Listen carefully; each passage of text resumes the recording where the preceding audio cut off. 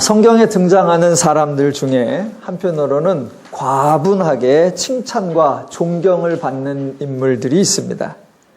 실상은 모두 죄인이라는 차원에서 동일한데 어이없게도 죄인의 기준에 근거하여 탁월한 인물 또는 바람직한 인물로 추앙받고 심지어는 그 이름을 본따서 부르기도 하는 일들이 벌어지기도 합니다. 다른 한편으로는 과도하게 비난과 조롱을 받는 인물이 있습니다. 실상은 죄인이라는 차원에서 동일한데 어이없게도 죄인의 기준에 근거하여 파렴치한 인물 또는 패역한 인물로 매도받고 심지어는 불신의 상징으로 불려지기도 하는 일이 벌어지기도 합니다. 두 경우 모두 성경에 대한 오해에서 발생하는 우스꽝스러운 일입니다. 그 중에 제가 억울하게 오해를 받고 있는 남자와 여자를 하나씩 골라서 한번 생각해 보도록 하겠습니다. 제가 생각하기에 억울하게 기억되고 있는 남자의 대표는 베드로입니다. 베드로는 3번이나 예수님을 부인한 것으로 알려져 있습니다. 제자들 중에 가장 강력하게 예수를 부인했습니다. 성경의 표현에 의하면 한 번은 부인하고 또 한 번은 맹세하여 부인하고 또 한 번은 저주하며 맹세하여 부인했습니다. 제가 베드로를 억울한 사람으로 생각하는 이유는 만약 베드로가 예수님이 잡히시던 순간에 다른 제자들처럼 아예 도망을 갔으면 예수님을 직접 부인하거나 3번씩이나 부인하는 불상사는 없었을 것이라고 생각하기 때문입니다. 그런데 다른 제자들이 모두 도망갈 때 베드로는 도망가지 않고 예수가 잡혀가는 뒤를 따라갔습니다. 어떤 여종이 베드로에게 너도 갈릴리 사람 예수와 함께 있었도다 라는 말을 듣고 부인했습니다. 그러나 부인해놓고도 또 예수를 따라갔습니다. 만약 그때 도망가면 한 번 부인한 것으로 끝날 겁니다. 그러나 2번째 부인하고도 또 쫓아가고 3번째 부인하고 나서야 그제서 그 자리를 떱니다. 그러니까 엄밀하게 말하면 베드로는 예수를 3번 부인한 사람이 아니라 제자들 중에 예수를 끝까지 따라간 유일한 제자가 바로 베드로입니다. 나머지 제자들은 부인을 하지 않은 것이 아니라 애초에 도망가서 부인할 기회조차 없었던 사람들입니다. 베드로가 3번째 부인을 하고 나가서는 밖에 나가서 심히 통곡했다라고 합니다. 이것도 제자들 중에 유일하게 자기의 행동을 반성하고 자기의 행동을 통곡한 단 한 사람이 바로 베드로입니다. 이 모든 일은 베드로가 예수를 계속하여 따라갔기 때문에 발생한 일입니다. 11명 중에 가장 의리가 있고 그래도 11명 중에 그나마 신의가 있고 11명 중에 그래도 양심적인 사람이 베드로이고 나머지 제자들은 비하면 아예 언급할 가치도 없다. 그런 생각도 듭니다. 나중에 베드로가 저를 만나면 억울한 누명을 벗겨주어 고맙다고 할지도 모르겠습니다. 성경의 등장인물 중에 억울하게 기억되고 있는 여자 한 명이나 또는 한 그룹을 생각해 본다면 바로 오늘 열왕기상 11장에 등장하는 솔로몬의 아내들입니다.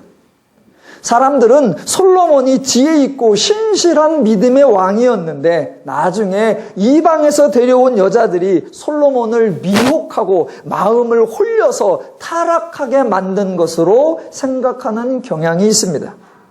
모든 원인을 솔로몬의 아내들에게 전가하는 것이고 솔로몬의 아내들은 단 한마디 말도 못하고 왕의 마음을 뒤흔든 요부라는 누명을 뒤집어 쓰고 있습니다. 과연 그러한지 실상을 파헤쳐 보도록 하겠습니다.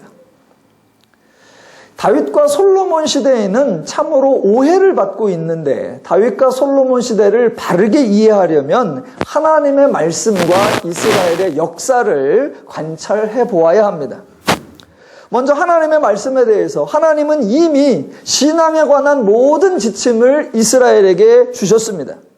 하나님에 대하여 어떻게 반응해야 하는지, 또 사람에 대하여 어떻게 행동해야 하는지 율법을 통해 분명하고 정확하게 말씀해 주셨습니다. 그렇게 말씀해 주셨기에 인간에게 시대를 초월하여 동일하게 여호와의 말씀대로 행하라 라고 권면하십니다. 여호와의 말씀대로 행하라, 이 말을 다른 표현으로 하면 하나님이 알려주신 내용 외에 더하려고도 하지 말고 빼려고도 하지 말라라는 것이고, 그 의미는 하나님의 말씀은 온전하다라는 것입니다. 하나님의 말씀대로 행하라. 그러면 사람들이 생각을 두 가지로 합니다. 사람들은 나쁜 경우에만 하나님의 말씀대로 하지 않은 것을 문제 삼는 경향이 있습니다. 나쁜 경우에만.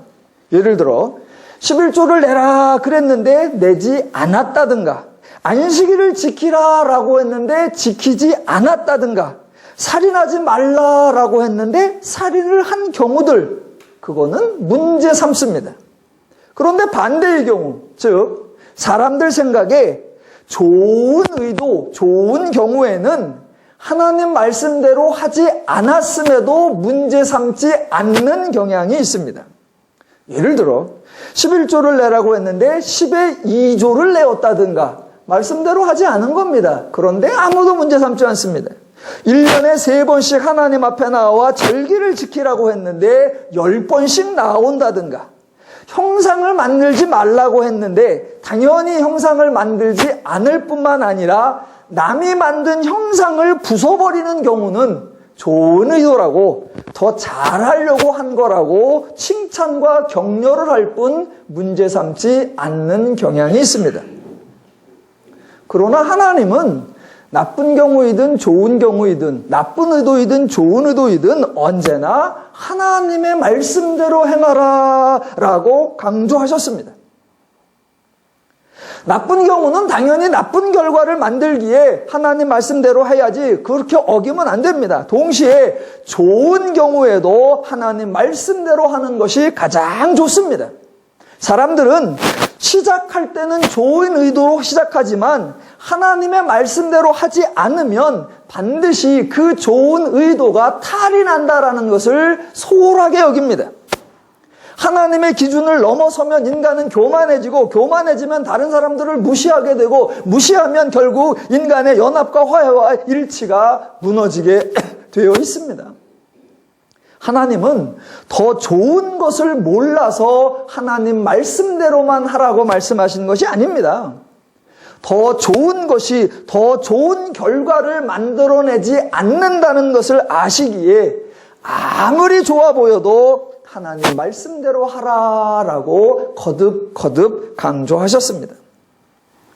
실제로 성경에 나타난 사건들을 확인해 보면 사람의 생각에, 사람의 의도에 아무리 좋은 계획이었을지라도 하나님의 기준, 하나님의 말씀을 넘어선 경우에는 반드시 부작용이 일어났던 것을 확인할 수 있습니다. 그 대표적 인물이 바로 다윗과 솔로몬이고, 그 대표적 행동이 성전 건축과 오늘 본문에 나오는 이야기들입니다. 수차에 걸쳐 반복해서 말씀드린 것처럼 하나님은 성전에 대하여 아무 관심이 없었습니다. 솔로몬이 아무리 자랑하여 성전을 건축한다고 하나님 앞에 보고하고 건축한 후에 호화틀나는 것처럼 떠버려도 하나님은 성전에 대해 일체의 의미를 부여하지 않고 계속하여 나타나실 때마다 하나님의 율례를 행하며 하나님의 규례를 지키며 하나님의 법도를 따르라, 그 말씀만 하셨습니다. 대부분의 성도님들이 성전 건축에 대해 착각하시는 것은 다윗과 솔로몬 시대가 번성했기 때문입니다. 만약 성전 건축이 하나님의 말씀을 불순종한 것이요 잘못된 종교 행위였다면 다윗과 솔로몬 시대가 번성했겠느냐라고 생각하는 겁니다. 그런데 만약 그런 논리를 내세운다면 앞으로 살펴볼 열왕기상 후반부와 열왕기 하에 대해서는 평가가 완전히 달라져야만 합니다. 대표적으로 북왕국의 7번째 왕인 아합은 온 나라를 완전히 바알 숭배로 바꾸어 놓았는데 다윗과 솔로몬 시대보다 훨씬 부유하고 훨씬 강성한 나라를 만들게 됩니다. 또 남왕국의 14번째 왕인 히스기야의 아들인 므낫세는 아버지 히스기야가 종교개혁을 일으켜서 여호와 신앙을 정립해 놓은 그것을 역으로 종교개혁을 일으켜서 여호와 신앙에 관계된 것을 모두 제거하고 온통 산당과 이방 신당을 세우는 데 전념합니다. 그런데도 므낫세는 이스라엘의 모든 왕들 중에 가장 오랜 세월, 자그마치 55년 동안이나 굳건하게 왕권을 누리게 됩니다. 과연 번성함을 기준으로 한다면 아합 왕을 잘했다고, 므낫세 왕이 잘했다고 말할 수 있을까요? 자, 성경에 나타난 이스라엘의 역사에서 출애굽한 이스라엘이 가나안에 정착하여 사는 시기가 성경에 등장하는 사사시대입니다. 사사시대의 이스라엘은 하나님 말씀대로 행하지 않았습니다. 그래서 당연히 그 결과 수차에 걸쳐 이방의 압제를 받았습니다. 그 기간을 거친 다음 이스라엘이 하나님 말씀에 불순종한 가장 큰 사건, 하나님을 대적하고 하나님에게 도전한 가장 큰 사건이 바로 왕을 요구한 것이었습니다. 그렇다면 이스라엘에 왕이 세워진 이후부터는 사사시대보다 훨씬 힘들고 어렵고 고난을 당했어야만 합니다. 그런데 이스라엘은 왕정시대에 사사시대에는 꿈도 못 꾸던 부귀 영화 번성함을 누리고 있습니다. 이게 어떻게 된 일입니까? 사무엘서를 설교할 때에는 이스라엘이 왕을 구한 것이 하나님 앞에 대적한 것이요 잘못이었다라고 책망하더니 열왕기서를 설교할 때에는 다윗과 솔로몬처럼 좋은 왕이 있어서 나라가 번성했다라고 앞뒤가 모순되게 말해서는 안 됩니다. 왕을 구한 것이 분명히 하나님을 버린 불순종한 것 맞습니다. 그런데도 다윗과 솔로몬 시대가 번성한다면 저와 여러분은 그래도 좋은 왕이 있어서 좋은 결과가 있다라는 자가당착에 빠져서는 안 되고, 분명히 그래서는 안 되는데 번영한 거는 맞으니까, 그렇다면 과연 하나님께서는 왜 왕정시대에 번성함을 주시는가, 그 이유를 고민하고 그 이유를 찾으려고 애써야 합니다. 사사시대와 왕정시대에는 본질적인 차이점이 하나 있습니다. 사사시대는 그냥 단순하게 하나님에게 불순종하는 시대입니다. 사사시대는 그냥 하나님을 안 믿은 것뿐이에요. 그러나 왕정시대는 불순종하는 정도가 아니라 의도적으로, 구체적으로, 적극적으로 하나님 앞에 저항하는 시대, 더 나아가 하나님의 말씀과 뜻과 원리와 방법을 왜곡하는 시대, 그 차이점을 꼭 기억하셔야 합니다. 사사시대는 그냥 하나님을 버렸어요. 그냥 하나님을 떠났어요. 고민하지도 않고 따지지도 않고 그냥 쿨하게 하나님을 떠나버렸습니다. 그래서 사사시대는 불순종은 있을지언정 왜곡이나 변질은 없습니다. 왜? 그냥 안 믿어버린 거니까. 하지만 왕정시대는 전혀 다릅니다. 왕정시대에는 하나님을 따른다고 말은 하는데 하나님 말씀대로 행하지 않습니다. 하나님을 믿는다고는 하는데 하나님의 원리대로 하지 않습니다. 하나님께 순종한다고 하는데 하나님의 방법대로 하지 않습니다. 그래서 겉으로 보면 하나님의 신앙이 있는 것 같고 불순종은 없는 것 같은데 실제적으로 보면 온통 변질과 왜곡으로 가득 차 있습니다. 그러니까 성경은 지금 사사시대와 왕정시대라고 하는 두 시대를 비교해 주면서 인간이 어떻게 하나님의 말씀을 오해하고 어떻게 상황에 근거하여 신앙적 내용을 변질시키고 그 변질된 내용을 어떻게 전수시켜 가는가, 그것을 저와 여러분에게 보여주려고 하는 것입니다. 결과만 봐도 완전히 다릅니다. 사사시대에는 수십 년간 하나님을 떠났으니까 수십 년간 이방의 압제를 받습니다. 그러다가 하나님의 은혜로 회복되어서 수십 년간 평안을 누립니다. 그런데 정반대로, 다시 한번요, 사사시대에는 수십 년간 20년에서 40년 정도 이방의 고난과 압제를 받습니다. 그러나 하나님이 사사를 세워 구원하심으로 40년이나 80년이라고 하는 긴 동안 은혜를 누리고 평화를 누립니다. 그러나 정반대로 왕정시대로 들어오면 수십 년간 번성함을 누립니다. 다윗 시대 40년 번성함 누리고 솔로몬 시대 40년 번성함 누립니다. 그런데 더 오랜 기간 이스라엘은 나라가 분열되어져 버리고 나라가 깨져버리고 망해버리고 수십 년 정도가 아니라 수백 년을 압제를 받는 결과에 도달합니다. 그러니까 사사시대와 왕정시대 중에 어느 시대가 더 패역하느냐라고 묻는다면 대답은 당연히 왕정시대입니다. 그런데 많은 사람들은 사사시대는 불순종했고 사사시대는 하나님을 떠났고 사사시대는 하나님께 패역했다라고 생각하고 있고 왕정시대에는 그래도 하나님을 잘 믿었는데 가끔 나쁜 놈이 나온 게 문제다라고 생각합니다. 아니요. 정반대입니다. 이스라엘이 하나님께 결거로 만들어낸 제도가 왕정이었고 초대 왕이 사울, 두 번째 왕이 다윗, 세 번째 왕이 솔로몬입니다. 물론 사울 왕의 아들 이스보셋이 잠시 왕위로 재위한 적도 있습니다. 여러분이 성경을 읽으실 때 왕정시대에 누가 왕이었는가, 누가 선정을 베풀었나 그런 걸 구별하기 전에 왕정제도 자체가 하나님께 대적한 방식이었다는 것을 꼭 기억하고 계셔야 합니다. 혹시 성경에서 어떤 왕에 대하여 이는 선한 왕이었더라라는 후한 평가를 내릴지라도 그것은 왕정제도를 인정해 주는 것이거나 그 왕을 칭찬하는 내용이 전혀 아니라는 것을 기억하고 계셔야 합니다. 그런데 많은 분들은 사울은 하나님 앞에 부름받았으나 불순종해서 폐위됐고 다윗은 하나님께 순종하여 부귀영화를 누렸고 더 나아가 왕의 가문으로 계속 이어질 것을 보장받았고 솔로몬은 처음에는 순종했으나 나중에는 이방 여인의 미혹을 받아 불순종한 왕이 되었다라고 생각들을 하고 있습니다. 그러나 실상은 전혀 그렇지 않습니다.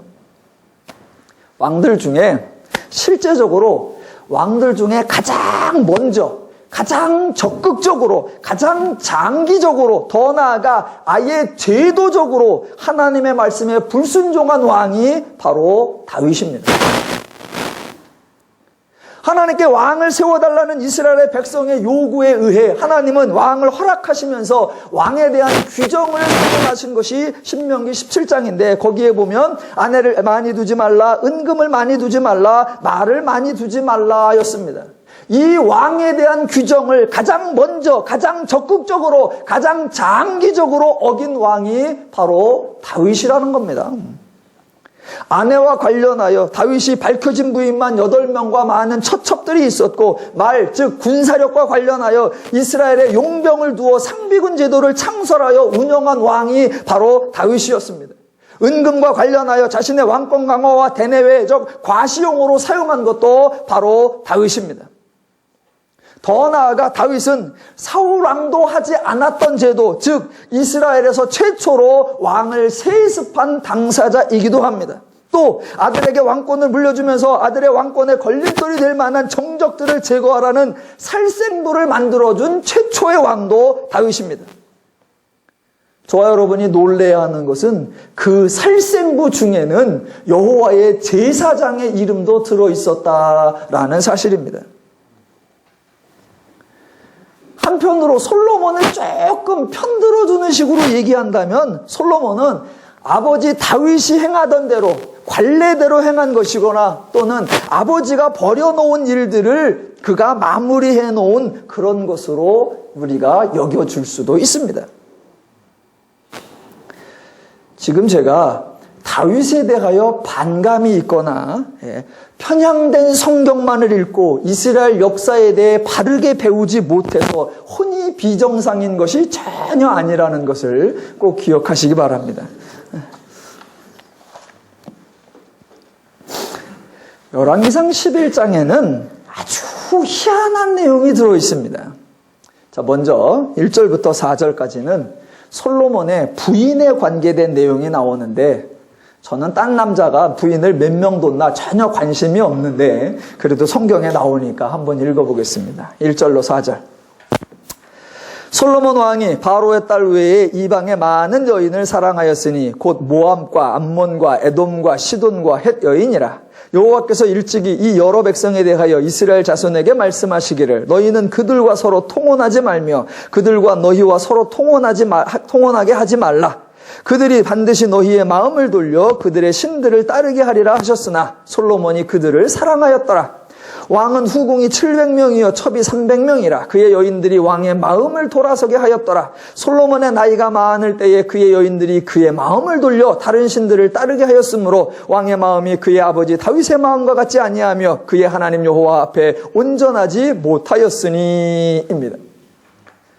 지금 읽은 곳에서 반복되는 것이 여인들이 솔로몬의 마음을 돌려입니다. 그러나 과연 여인들이 마음을 돌린 것일까요? 자, 본문에는 하나님의 말씀도 정확하게 밝혀져 있고 솔로몬의 행동도 정확하게 밝혀져 있습니다. 하나님의 말씀, 너희는 서로 그들과 통혼하지 말라라는 것입니다. 하나님께서는 나쁜 의도로는 통혼하지 말고 좋은 의도로는 통혼해도 된다라고 말씀하신 적이 없습니다. 그냥 한마디 서로 통혼하지 말라 그것뿐입니다. 여러분, 인간 중에 종종 범죄 뉴스를 들으면 의도적으로 악한 행동을 한 악질이 나오기는 합니다만 그래도 대체적으로 인간 중에 나쁜 의도를 가지고 행동하는 사람은 그렇게 많지 않습니다. 대부분의 사람들은 모두 좋은 의도로 자기의 생각에는 그렇게 하는 것이 가장 좋은 결과를 얻을 것이라는 좋은 기대감을 가지고 행동을 합니다. 솔로몬도 마찬가지입니다. 솔로몬이 아예 작정을 하고 나는 하나님 말씀에 완벽히 불순종해야지 작정을 하고 아내를 많이 둔 것이 아닙니다.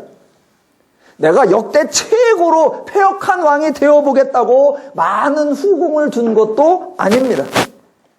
과연 내가 이방 여인들에 의하여 마음이 돌아서는지 안 돌아서는지 시험해 보겠다고 하나님 마음에 불순종한 것도 아닙니다. 솔로몬은 자기 생각에는 가장 좋은 의도로 가장 지혜로운 판단에 근거하여 스스로 자원하여 아내를 많이 둔 것입니다. 그 여인들이 이방의 여인이라는 것도 이미 알고 있었고 그 여인들이 각자 자기 나라의 신들을 섬기고 있다는 것도 모두 알고 있었습니다. 그렇다고 솔로몬이 이방의 여인들을 데리고 올 때에 각자의 신을 다 버리고 온전히 하나님만을 섬기겠다는 다짐을 받은 것도 아닙니다.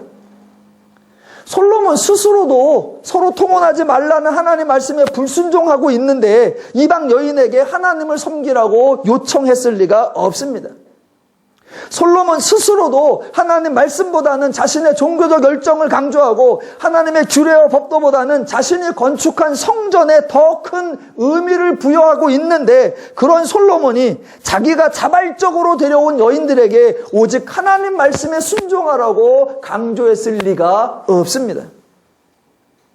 그렇다면 그동안 일반적으로 생각해온 방식, 즉 솔로몬은 하나님을 잘 섬겼는데 많은 이방 여인들이 솔로몬의 마음을 홀려서 유혹해서 그 마음을 돌아서게 했다라는 그런 생각은 모두 오해입니다. 실상은 정반대입니다. 이미 솔로몬은 하나님의 마음에서 돌아서 있었고 멀리 떠나 있었습니다. 그렇게 하나님을 떠나고 그렇게 하나님의 말씀을 소중하게 생각하지 않았기 때문에 자연스럽게 이방의 여인들을 취했고 하나둘이 아니라 많은 다른 신들을 섬기고 있는 여인들을 아내로 맞이했던 겁니다. 그런데도 성경은 어떻게든 솔로몬을 변호해 주려고 애를 씁니다. 그래서 3절에 그의 여인들이 왕의 마음을 돌아서게 하였더라. 4절에 솔로몬이 나이가 많을 때에 그의 여인들이 그의 마음을 돌려 다른 신들을 따르게 하였더라 라고 합니다. 그러니까 성경은 이렇게 온건하게 표현해주고 저는 아주 신랄하게 솔로몬은 처음부터 하나님의 하나님을 떠나 있었다라고 말하는 겁니다. 그런데 성경도 정확하게 밝혀줍니다. 9절에 가보면 솔로몬이 마음을 돌려 이스라엘의 하나님 여호와를 떠남으로 라고 기록해서 모든 결정과 모든 행동의 책임이 솔로몬에게 있다는 것을 알려주고 있습니다. 자, 오늘 본문에서 가장 주목해야 하고 가장 관찰해야 하는 본문은 5절과 7절입니다. 자, 5절을 보시겠습니다. 이는 시돈 사람의 여신 아스다롯을 따르고 암몬 사람의 가증한 밀곰을 따름이라. 7절을 보시면 모압에 가증한 그모스를 위하여 예루살렘 앞산에 산당을 지었고 또 암몬 자산에 가정한 몰록을 위하여 그와 같이 하였으며, 주변에 있는 나라들의 모든 신들을 다 데려와서 솔로몬이 섬기고 있다라는 기록입니다. 지금 이 본문은 솔로몬이 단지 우상을 숭배하고 있다, 그런 차원이 아닙니다. 전혀 다른 차원입니다. 그동안 이스라엘이 우상을 섬긴 적이 있습니다. 창세기부터 여호수아서까지는 하나님이 계시하는 과정, 즉 이스라엘이 아직 하나님을 몰라서 하나님을 배우고 있는 과정이었기 때문에 우상을 섬길 수도 있다라고 여겨줄 수 있습니다. 그러나 하나님의 계시가 완성되었고 이스라엘이 하나님에 대하여 온전히 배운 다음인 사사기부터는 이스라엘의 신앙 태도가 달라졌어야 합니다. 다시 한번 사사시대를 보시면 사사시대에는 이스라엘이 하나님을 버리고 하나님을 떠난 것이 맞습니다. 그런데 이스라엘이 하나님을 떠났을 뿐이지 그렇다고 이스라엘이 주변 나라에 있는 신들을 수입해다가 스스로 찾아다가 섬긴 적은 없습니다. 제가 이스라엘을 변명을 해보겠습니다. 위로를 해보겠습니다. 사사시대에 하나님을 잘 섬겼으면 좋지요. 그런데 하나님을 안 섬겼단 말입니다. 그래도 그걸 한번 우리가 어떻게든 편을 들어줘 보자, 이렇게 말할 수 있겠죠. 가나안의 정착 생활이 처음이다. 유랑 생활을 오래 하다가 가나안에 들어와서 처음 정착 생활했고 당연히 농경 생활도 새로 시작한다. 그러니 농사와 관련된 생활을 새롭게 처음 시작하니까 어떻게 해야 되는지 모르는데 들어보니까 풍요와 다산을 상징하는 신이, 주관하는 신이 바알이라고 한다. 그러니 아이고 먹고 살아야겠다. 그러니 바알을 섬겨야겠다라고 했을 수도 있다. 우리가 그렇게 변호해 줄 수도 어느 정도는 이해해 줄 수도 있습니다. 새로운 환경에서 사는 게 너무 막막했기 때문에 살기 위한 자구책이었다라고 여겨줄 수도 있습니다. 그러나 솔로몬 시대에는 전혀 다른 상황입니다. 솔로몬 시대에 여호와가 일체 나타나지 않아서 도무지 하나님의 임재와 역사를 체험할 수가 없어서 너무나 불안해서 다른 신을 섬겼느냐? 그렇지 않습니다. 하나님은 솔로몬에게 이미 3번이나 나타나셨습니다. 또 다윗부터 따지자면 이스라엘이 왕을 구할지라도 하나님은 이스라엘의 그 왕정 제도 중에 다윗을 세움으로 이스라엘의 번성함을 이루어 주셨습니다. 그래서 하나님의 능력이 없거나 하나님이 이스라엘을 징계하는 것이 아니라는 것을 수차례 증명해 주셨습니다. 또 솔로몬이 성전을 건축했을 때에도 하나님은 관심이 없었지만 솔로몬이 지어 놓으니까 여호와의 영광으로 그 성전에 임하시기도, 그래서 하나님이 이스라엘을 지켜보고 있고 하나님이 이스라엘과 언제나 동행하고 있다 명백하게 알려주셨습니다. 그렇게 분명한데도 불구하고 솔로몬은 주변 이방 나라들의 신들을 수입해다가 섬겼습니다. 또 이스라엘 주변 강대국에 이스라엘이 패해서 강대국이 강요하니까 어쩔 수 없이 그 나라의 신들을 섬길 수밖에 없었느냐? 그런 상황도 전혀 아닙니다. 도리어 이스라엘은 다윗과 솔로몬 시대에 가나안 지역에 최초로 가장 강력한 국가를 건설했습니다. 그러니까 압제를 받거나 핍박을 받은 것이 아닙니다. 열왕기상 4장 21절에 의하면 솔로몬이 그 강에서부터 블레셋 사람의 땅에 이르기까지와 애굽 지경에 미치기까지의 모든 나라를 다스림으로 솔로몬이 사는 동안에 그 나라들이 조공을 바쳐 섬겼더라라고 되어 있습니다.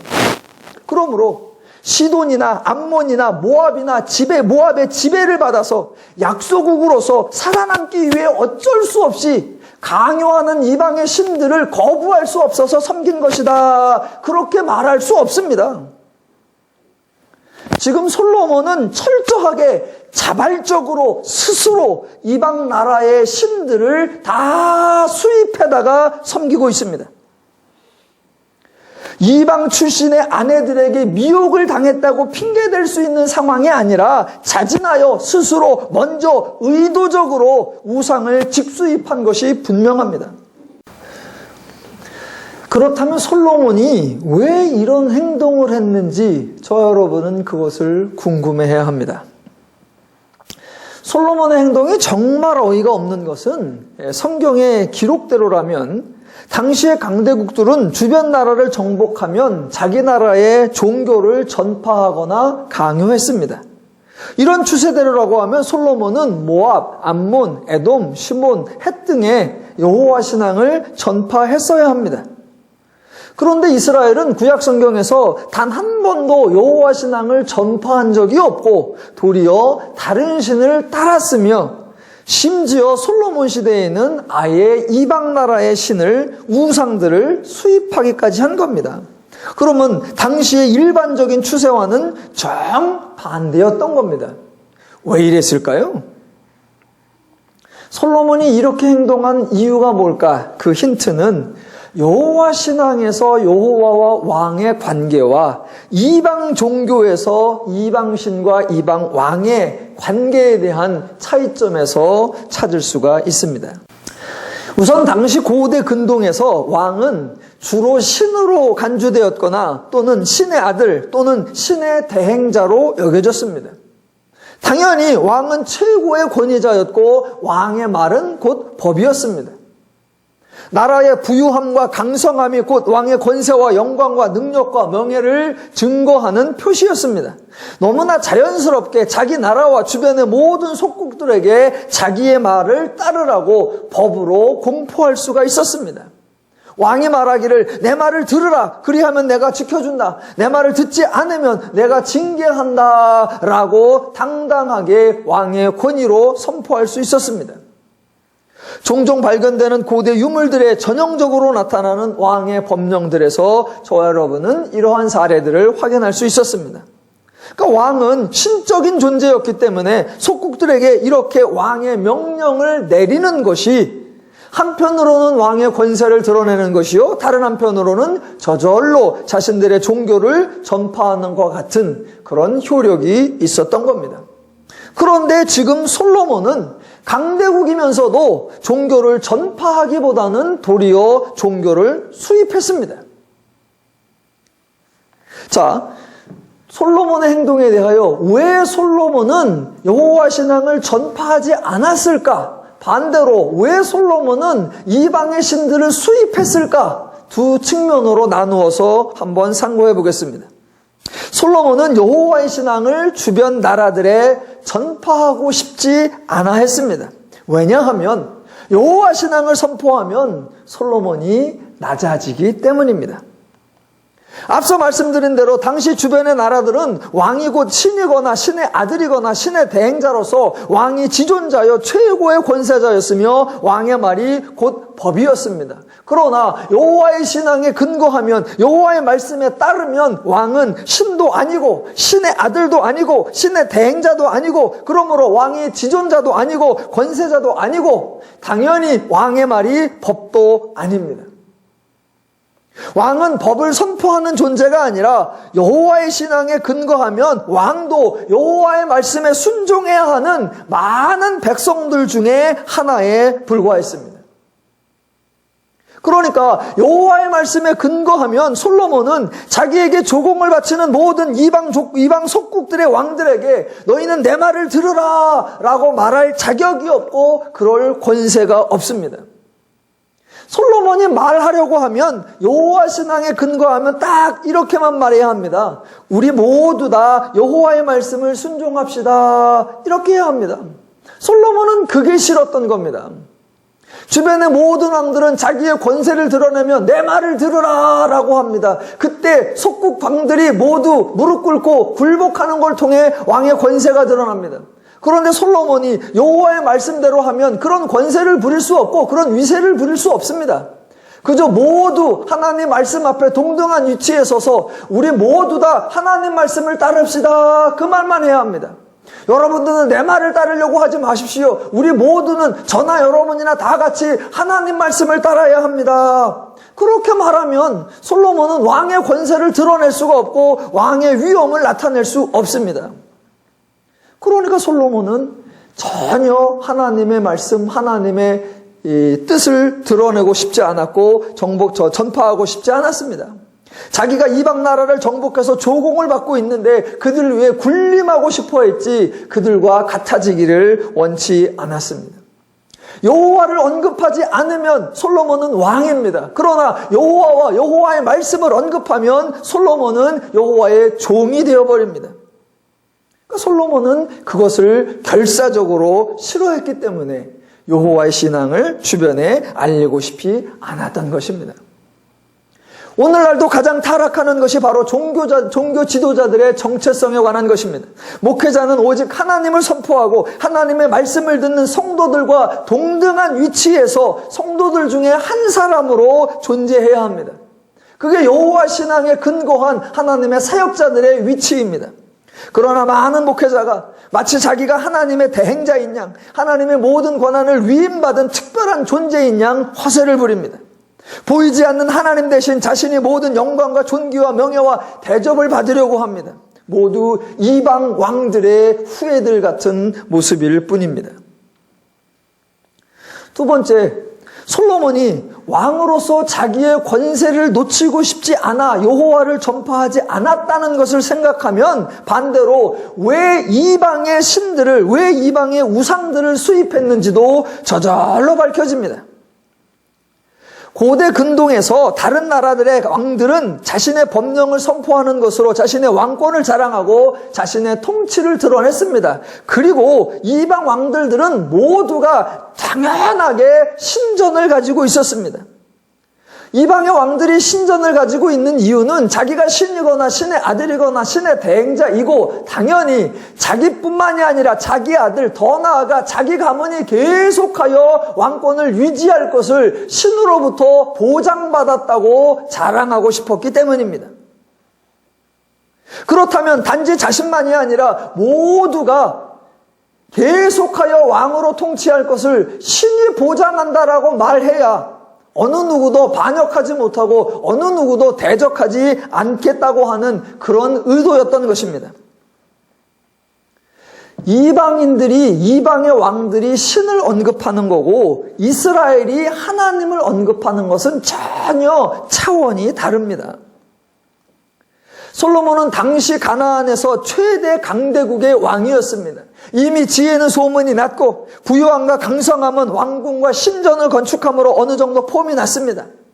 솔로몬이 여호와의 말씀을 따르지 않으면서도 여호와의 성전을 기어코 지은 것은 이방 나라의 왕들과 속셈이 같았던 겁니다. 이제 남은 것은 왕으로서 자신의 권세와 명예입니다. 솔로몬은 바로 그때 이방 신들을 모두 불러들여서 자기 왕궁 주변에 세움으로 자신이 가장 크고 자신이 가장 위대하다는 것을 드러내고 싶었던 것입니다. 그러니까 솔로몬이 어느 날 그저 몇몇 사랑하는 여인들을 결혼을 데려와서 결혼을 했는데 그 여인들에 의해서 마음이 미혹돼가지고 다른 신들을 섬겼느냐? 아니요. 솔로몬이 얼마나 궁리를 많이 하고 얼마나 지혜를 짜내고 얼마나 친밀한 전략을 세웠는지를 보실 수 있어야 합니다. 솔로몬은 하나님의 원리와 하나님의 방식을 완전히 버리고 이방의 사고, 이방의 생각, 이방의 인식을 그대로 따른 것입니다. 모든 것이 지독한 죄의 원리였습니다. 더 나아가 자기는 이방 종교를 지배할 뿐 그들에게 미혹당하지 않을 것이라는 지독한 미련함에 빠져 있던 겁니다. 제가 세계 역사를 다 섭렵해 보지는 않았지만 아마도 세계 역사 가운데 스스로 다른 나라의 이방 종교를 수입하여 스스로 미혹당하고 스스로 망한 최초요 유일한 왕은 솔로몬이고 나라는 최초요 유일한 나라가 이스라엘일 것이라고 생각합니다.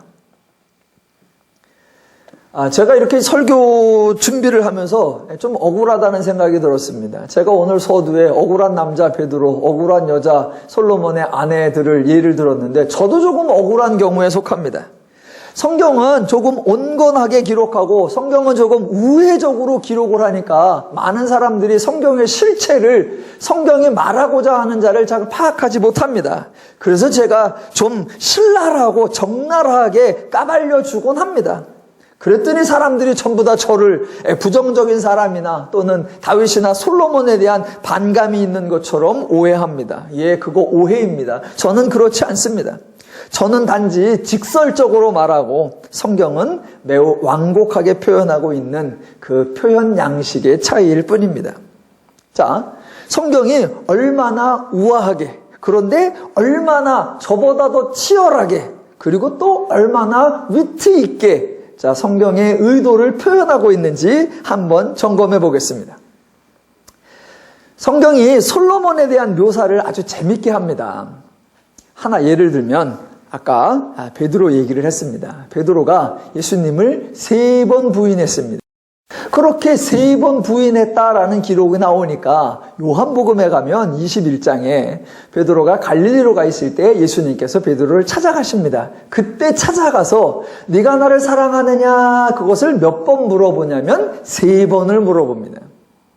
그러니까 일부러 그러는 거예요. 2번일 수도 있고 4번일 수도 있는데 일부러 3번에 맞춰주는 겁니다. 왜? 3번 부인했다라는 걸 모든 사람이 알고 있으니까 반대로 3번 네가 나를 사랑하느냐 할 때 주님이 아십니다. 주님이 아십니다. 주님이 아십니다. 3번 대답하게 해 주어서 앞에 어떻게 보면 실수했던 것을 만회할 수 있는 그런 기회를 성경이 구성해서 기록해 놓는 겁니다. 자, 열왕기상에서 솔로몬에 대한 기사도 아주 재미있습니다. 열왕기상에서 솔로몬에 대한 기사가 1장부터 11장까지 나오는데 앞에 나오는 얘기가 뒤에 나옵니다. 그런데 약간 대조가 되고 약간 비교가 되어서 성경의 문학적 구조를 훨씬 풍성하게 합니다. 앞과 뒤가 대조돼서 나온다. 그래서 수미 쌍관 구조라고 하고 영어로는 inclusio structure라고 합니다. 그래서 앞과 뒤를 한번 제가 비교해서 설명해 보겠습니다. 열왕기상 2장에 의하면 솔로몬은 아버지 다윗의 명령에 의해서 정적 3명을 제거합니다. 하나는 자기보다 왕위 계승서열이 높은 형 아도니아였고 다른 하나는 군대 장관 요압이었고 이 요압의 이름을 기억해 놓으십시오. 다른 하나는 제사장 아비아달이었습니다. 정적은 단순한 반대파가 아닙니다. 그 3명 중에는 심지어 여호와의 제사장도 포함되어 있었다는 것이 놀라운 겁니다. 여하튼 다윗과 솔로몬의 계획대로 정적들을 잘 제거했습니다. 그래서 나라가 평안해졌고 부유해졌고 강성해졌습니다. 왕권을 자랑할 수 있는 상징적 표현으로 왕궁과 성전도 지어졌고 자신의 권세를 강조할 수 있는 이방의 신전들도 모두 세워졌습니다. 자기들의 뜻대로 다 이루어졌습니다. 그렇다면 이제 열왕기상 11장에 등장해야 할 내용은 솔로몬이 태평성대를 누렸더라라는 내용이어야 할 것입니다. 사사시대하고 얘를 비교해 보겠습니다. 사사시대에는 왕이 없었고 사사시대에는 왕궁과 성전이 없었어도 하나님이 세우신 사사로 인해 짧게는 20년부터 길게는 80년 동안 평안을 누렸다라고 했습니다. 그렇다면 솔로몬의 계획대로라고 하면 사사시대와 비교할 수 없을 정도로 최소한으로 따져도 한 80년에서 100년 정도 국태민안을 누렸다라고 말하고 좀 길게 따지면 한 500년 정도 나라가 강성했다라고 나와야 합니다. 그러나 성경을 읽어보면 그럴까요? 전혀 그렇지 않습니다. 보십시오. 사사시대는 짧게로는 20년에서 40년 동안의 압제를 받았지만 하나님의 은혜로 40년에서 80년간 번성함을 누립니다. 그런데 솔로몬 시대는 짧게로는 다윗 시대 40년, 솔로몬 시대 40년, 80년 번성함을 누립니다. 그런데 반대로 수십 년 나라가 아예 분열돼 버리고 나라가 아예 파멸돼 버리고 수백 년 동안 나라가 아예 없어져 버립니다. 그리고 기억고 회복이 안 되어 버립니다. 성경이 지금 솔로몬 시대를 어떻게 설명하고 있는지를 잘 분별하셔야 합니다. 제가 성경이 재미있다고 강조하는 것이 바로 열왕기상 11장 14절, 23절, 26절 때문입니다. 자, 성경이 마치 아무 일도 아닌 것처럼 말하면서 아주 정교하게 표현해 줍니다.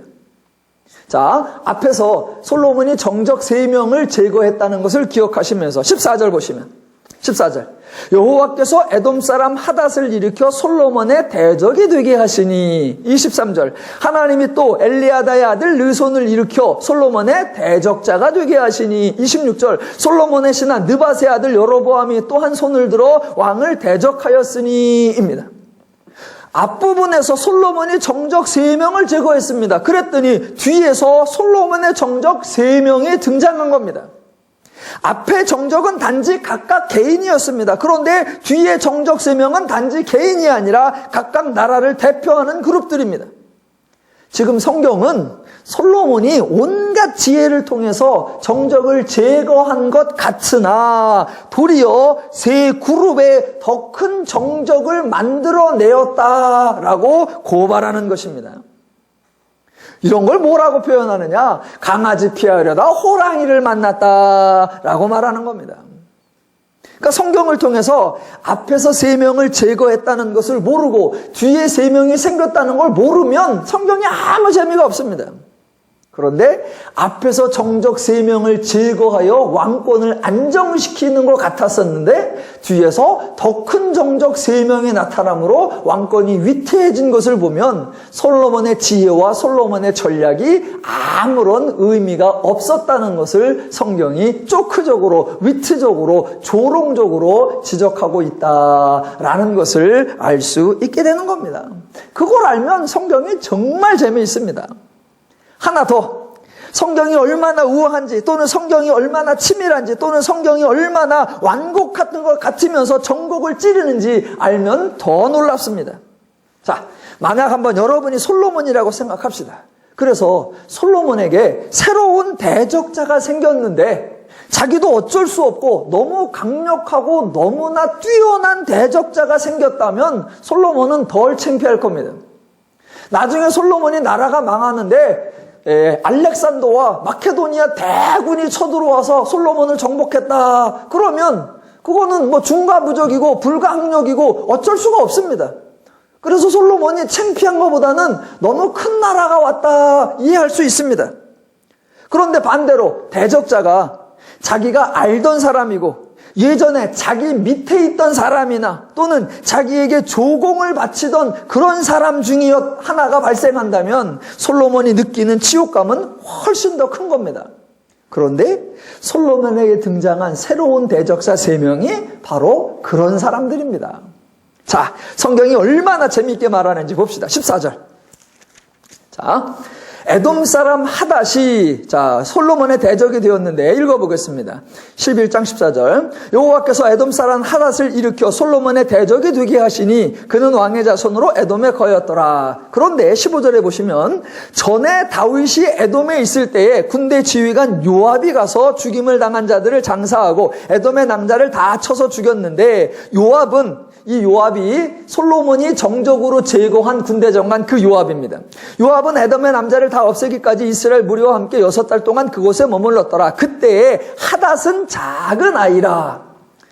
요압이 에돔 사람을 다 죽일 때에 너무나 작은 어린이여서 대적자로서 상상도 안 되는 인간수에 치지도 않았던 그 아이 하나가 있었는데 그의 아버지 신하 중 에돔 사람 몇몇과 함께 도망하여 그렇게 작은 아이 하나가 도망갔었습니다. 그런데 그 아이가 지금 솔로몬의 대적자로 등장한 겁니다.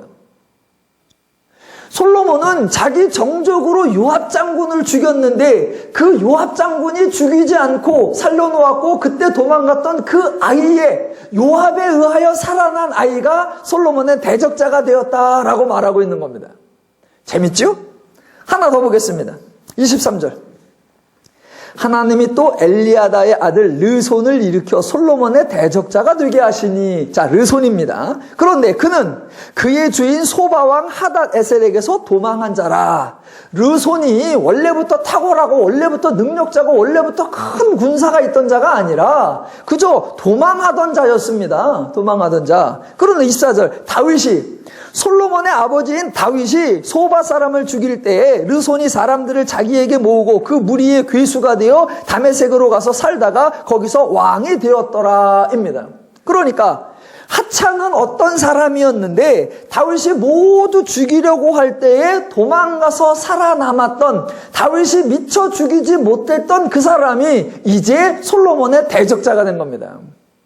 솔로몬은 지혜를 쓴다고 아버지 다윗과 함께 정적들을 다 제거하는 것 같았습니다. 그런데 그 정적에 의하여 살아났던 어떤 사람이 대적자가 되고 아버지가 의해서 살아났던 어떤 사람이 대적자가 되어서 솔로몬으로서는 망신, 개망신을 당하는 겁니다. 성경은 지금 단순하게 대적자가 나왔다라고 말하는 것만이 아니라 대적자인데 그 대적자가 누구냐까지 들추어내면서 솔로몬을 조롱하고 있습니다. 세 번째 사람이 26절, 솔로몬의 신하 느밧의 아들 여로보암인데, 이 여로보암은 너무나 재밌고 너무나 중요해서 이것은 다음 주에 하겠습니다. 자, 이제 정리하겠습니다. 하나님은 솔로몬이 왕으로서 부귀와 권세와 영화를 누리는데 걸림돌이 되게 하신 적이 없습니다. 도리어 하나님의 말씀대로 했으면 솔로몬이 권세와 부귀를 누렸고 더 나아가 그 백성들도 누렸고 더 나아가 주변의 모든 나라들과 함께 계속하여 태평성대를 누렸을 것입니다. 마찬가지 하나님은 오늘날 저와 여러분에게도 걸림돌을 놓으시는 분이 아닙니다. 또한 우리가 지키고 행하기 힘든 어려운 하나님의 말씀을 법으로 규정해 놓고 하나님의 말씀대로 행하라고 강요하는 분도 절대로 아닙니다. 도리어 하나님은 우리가 바르고 참되게 살아갈 수 있는 디딤돌을 놓아주시는 분이고, 우리가 유익하고 우리가 풍성할 수 있는 하나님의 지혜, 하나님의 말씀을 우리에게 가르쳐 주시며 강요가 아니라 그걸 깨달아 알고 스스로 자원하여 따르기를 기대하시며 기다리시는 줄로 믿습니다. 성경을 통해 하나님이 얼마나 인간을 사랑하시는지, 하나님의 말씀이 얼마나 모든 인간에게 유익한지를 아셔서 그 하나님의 마음과 하나님의 심정으로 행하셔서 날마다 하나님의 분복을 풍성히 누리며 사시기를 주님의 이름으로 축원합니다. 기도하겠습니다.